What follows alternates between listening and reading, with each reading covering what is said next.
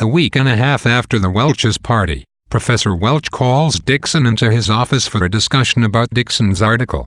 Welch tells Dixon that Dixon's publisher, Dr. L.S. Kenton, apparently has a history of shady behavior. Welch suggests that Dixon obtain an exact publication date from Kenton.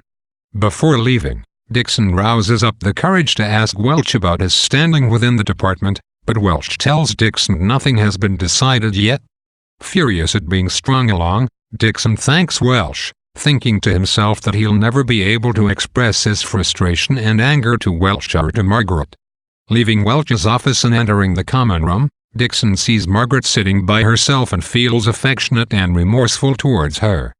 Dixon and Margaret have seen each other once since the Welches, when they spent an evening at the Oak Lounge, where Dixon tried to put their friendship back to normal. As they talk, Margaret begins to cry and admits that she's feeling depressed and hasn't been sleeping. Dixon, feeling bad for not having called her the previous evening, tries to placate Margaret with a cigarette and with sympathy, and then asks her to lunch that day. Margaret explains she's expected at the Welches for lunch and then mentions the summer ball on the upcoming weekend. Dixon quickly asks Margaret to the dance, and she cheers up instantly and agrees to both the ball and lunch. Before she leaves, she mentions that Bertrand will be escorting Carol Goldsmith to the ball since Cecil is out of town. Dixon sits down to write the letter to Kenton asking for a specific publication date. Makanoki, the college porter, finds Dixon in the common room and asks him to take a phone call for Professor Welch, who is taking the day off. Dixon picks up the phone in the next room and hears Christine on the other end, calling to get information about Bertrand's whereabouts. Christine has an opportunity to set up the meeting between Bertrand and Gar Urquhart for the coming weekend at the college summer ball, but can't locate Bertrand to tell him. Dixon claims not to know if Bertrand plans to attend the summer ball so as not to reveal to Christine that Bertrand is planning to escort Carol Goldsmith. Dixon suggests that Christine telephone Mrs. Welch, but Christine explains that she doesn't get along with Mrs. Welch.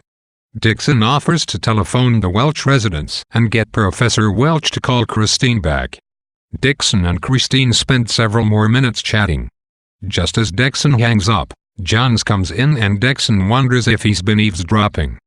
Dixon walks down the hallway back to the common room, where Mitchie overtakes him. Mitchie explains to Dixon that he likes the syllabus for Dixon's special subject, but that the three attractive female students, Miss O'Shaughnessy, Miss McCorquodale, and Miss A. Pieris, consider it too heavy. Dixon agrees to meet with the three girls and Mitchie the next morning to discuss the syllabus, and mentally resolves to further change it to attract the girls and discourage Mitchie. From the phone in the common room, Dixon calls the Welch house and hears Mrs. Welch on the other end. Mrs. Welch recognizes Dixon's voice and begins asking him about the ruined sheets. Before she can finish, Dixon tells her that he's actually a reporter with the Evening Post, and that he is calling for Bertrand. Bertrand comes to the phone, and Dixon continues with his charade, asking Bertrand questions about his artwork. Dixon ends up the conversation by pretending that Christine suggested the interview and mentions to Bertrand that he should telephone Christine that afternoon. Bertrand asks for his name, and Dixon calls himself Beasley. Dixon hangs up, overwhelmed but elated by his successful deception of Mrs. Welch and Bertrand. He calls Christine back to prepare her for Bertrand's phone call.